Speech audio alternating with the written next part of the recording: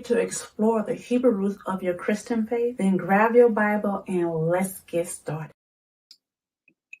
Shalom, shalom. Welcome to Reconcile the Kingdom, where we're working towards becoming a harmony of the whole word of truth. My name is Patrice Robinson, and I appreciate every last one of you who are able to join me on live today. And of course, all of those who are able to join on the replay. If this is your first time visiting, welcome. Second time, welcome. Third time, I also welcome you. Just want to start off with some housekeeping information here.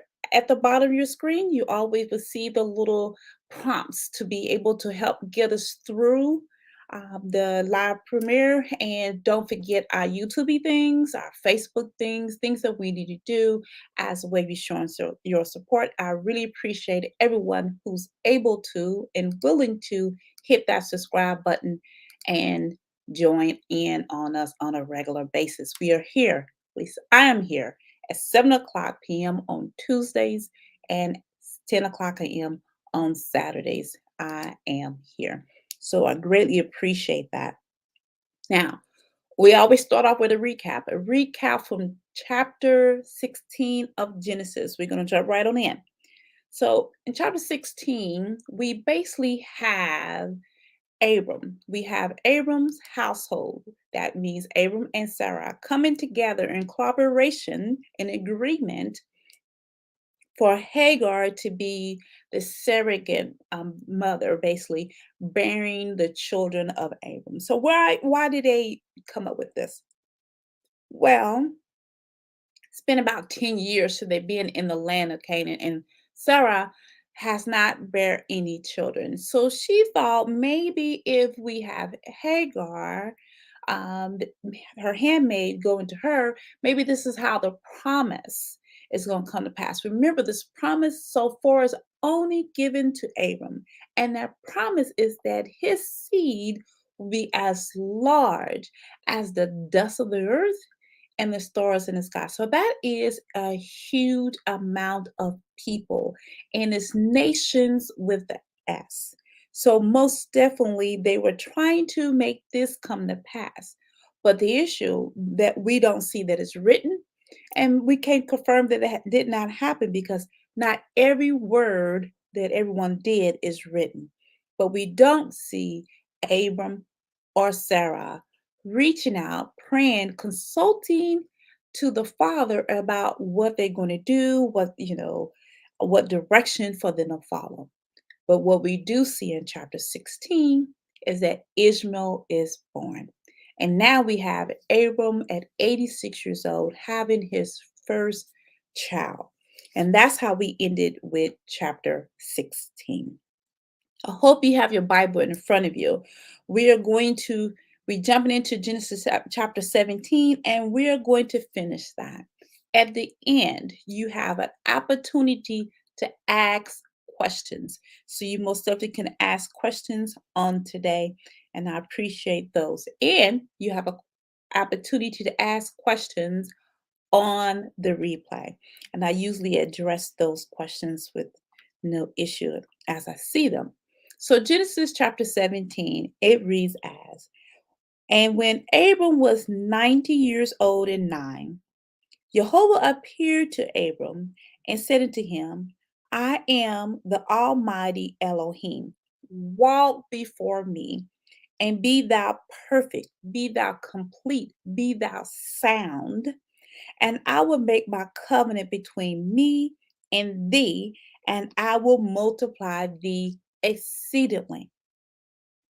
So now we have 13 years done passed. Abram is now 99, and what we don't have is any writing from Moses, from Israel been born, Abram been 86 to now 13 years later. We don't have any information of what occurred in those 13 years.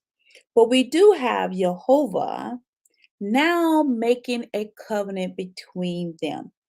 So you will say, hold on. I thought there was already a covenant made. And that's correct. There was a covenant that was made. And that covenant was the covenant of the land. So let me explain to you.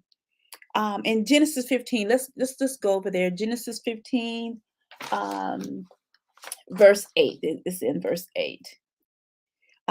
But he said, this is Abram talking to Yehovah.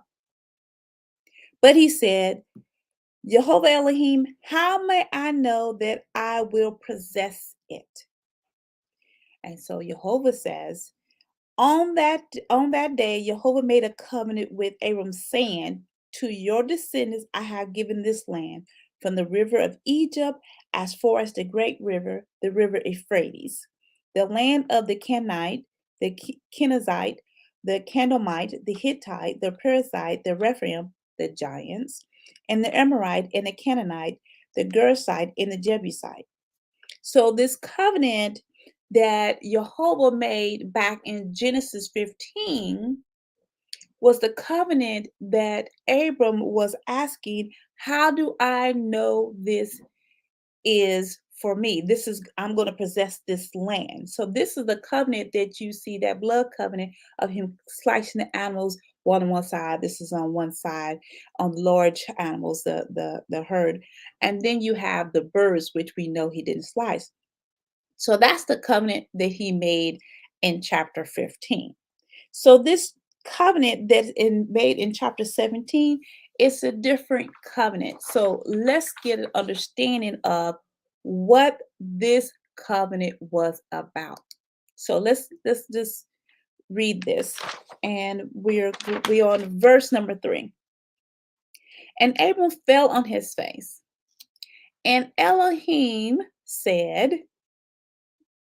Elohim talked with him, saying, as for me, behold, my covenant is with thee, and thou shalt be a father of many nations.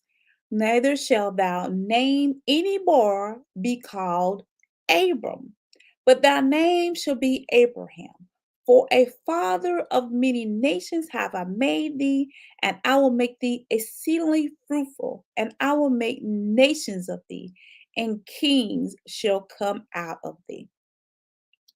And I will establish my covenant between me and thee, and thou seed after thee in their generations, for everlasting covenant. This everlasting covenant means to be a Elohim unto thee and to thy seed after thee.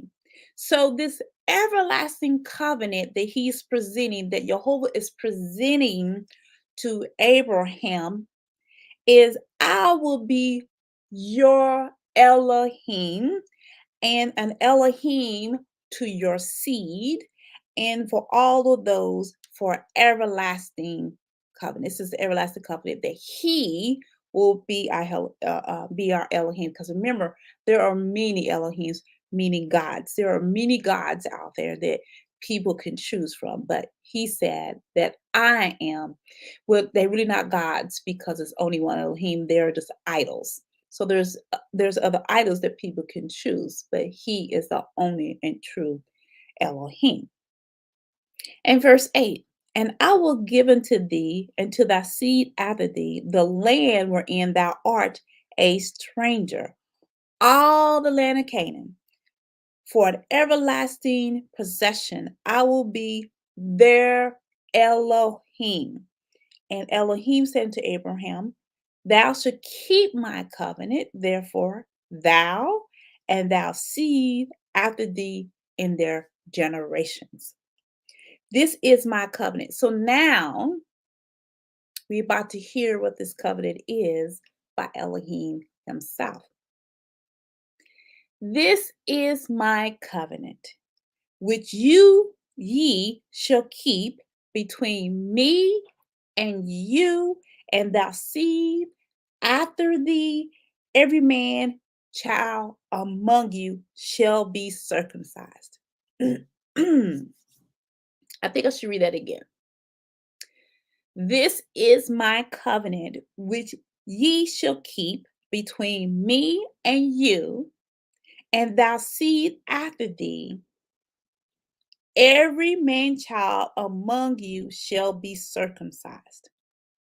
And I know there is truly a big conversation for all the ones that are New Testament believers, Brihadashah believers about circumcision. And we will get to that. Let's go on to verse 11. And you shall circumcise the flesh of your foreskin, and it should be a token of the covenant betwixt me and you. And he that is 8 days old shall be circumcised among you. Every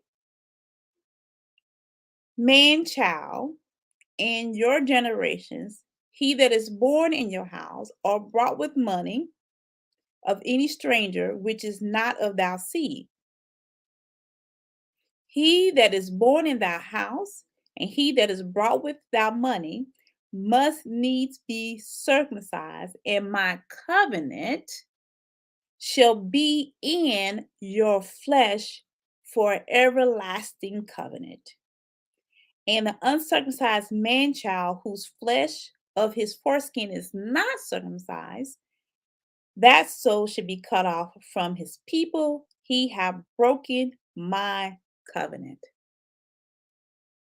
So this covenant changes Abram's name to Abraham. So he's the father of many nations. That word is goy if you look up that word. This covenant is a sign that Yehovah is thou Elohim. This sign is the circumcision. So the circumcision is not given to the Jews. So when I say Jews, that most people today think about is that's the tribe of Judah, and we know we spoke of this before, and I probably have to say this again that Jews came from a name given by the Babylonians to the tribe that was the tribe of Judah. So that's where the name comes from. But the covenant of circumcision was given to those who join in and those who are born in the seed of Abraham. So, and it is a question whether someone be circumcised or not, circumcision or not. But what I say is, I did a teaching. It's a two-part teaching on Acts 15 about this discussion that the Jerusalem Council had about this discussion.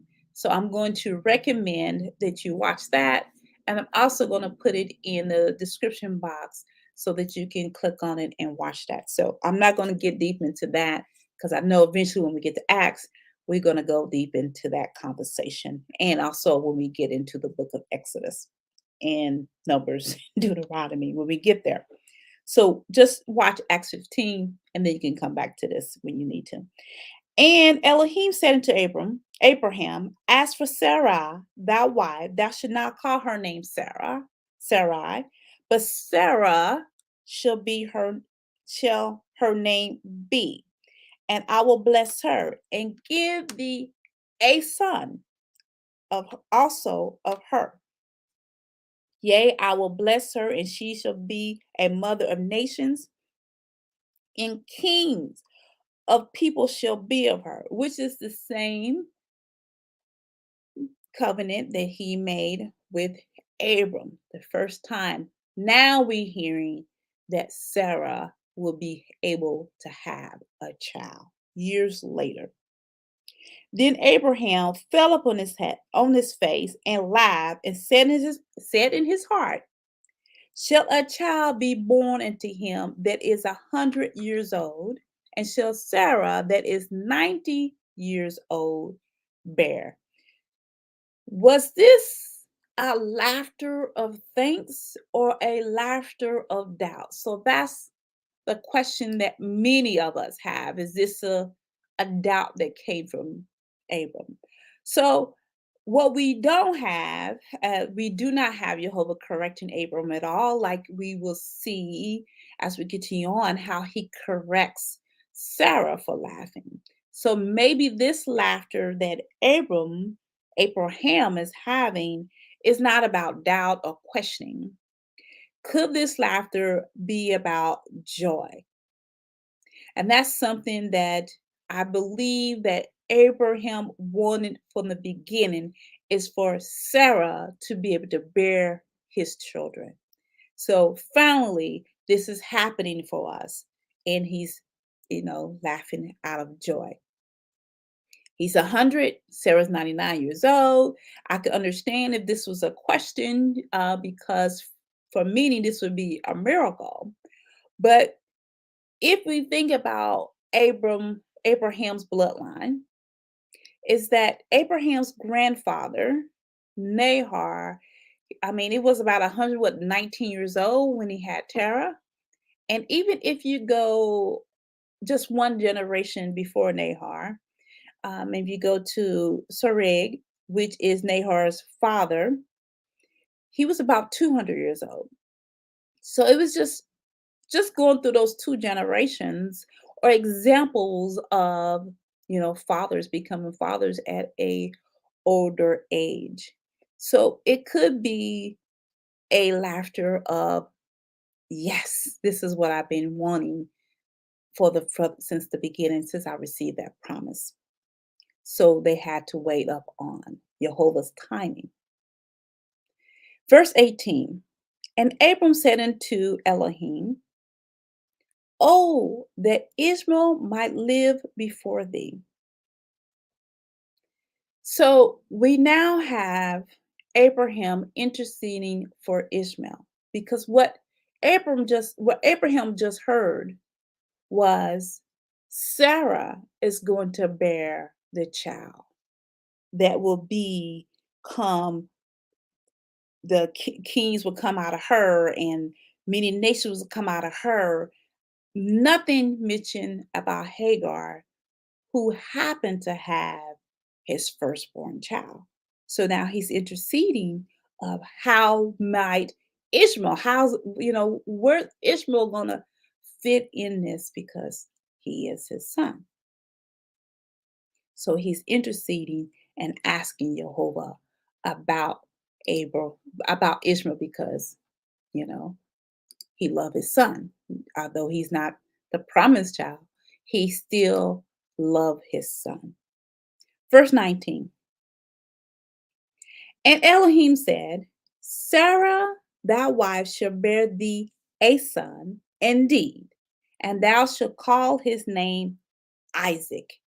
And I will establish my covenant with him for everlasting covenant, and with his seed after him. And as for Ishmael, I've heard thee. Behold, I have blessed him, and I will make him fruitful, and will multiply him exceedingly. 12 princes shall he beget, and I will make him a great nation. But my covenant will I establish with Isaac, which Sarah shall bear unto thee at this set time in this next year. So, what we have is Jehovah is wanting Abraham to know that the seed that will have this everlasting covenant, that he will bring the covenant in with, is going to come from Sarah.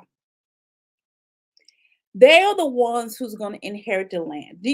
This is how this is going to start off.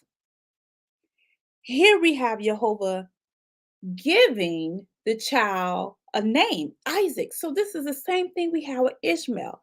So with Ishmael, Hagar, Sarah, Abram, at that time, Abram and Sarah did not give Ishmael his name. His name came from Yehovah. And now we have the same thing with Isaac. Abraham nor Sarah gave Isaac his name. His name came from Yehovah. Jehovah did not leave Ishmael out, because he heard Abraham.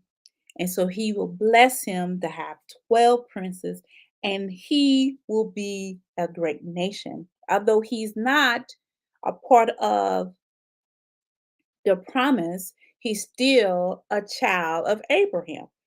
He's not the promised son, he's still a child of Abraham that will also be a part of the covenant. And you'll see why. Verse 22. And he left off talking with him, and Elohim went up from Abraham. And Abraham took Ishmael, his son, and all that were born in his house, and all that were brought with his money, every male among the men of Abraham's house, and circumcised the flesh of their foreskin in the self same day, as Elohim said unto him. So Abraham circumcised Ishmael and all the men's and male children and male child, adults in his household, which allowed them to allow Yehovah to be connected in a covenant with them, that he will be their Elohim. And Abraham was 90 years old and 9 when he was circumcised in the flesh and the foreskin. He wasn't 8 days old, nor was Ishmael. And Ishmael, his son, 13 years old when he was circumcised in the flesh and the foreskin. And that self same day was Abraham circumcised and Ishmael his son. All the men of his house, born in his house, and brought with money of a stranger, was circumcised with him. And at this time, there was no one that was 8 years old. No one at this point was 8. They were all older. Now, he is saying this for afterwards, those who's born in your house, all those are 8 years old. So what about the ones that join in?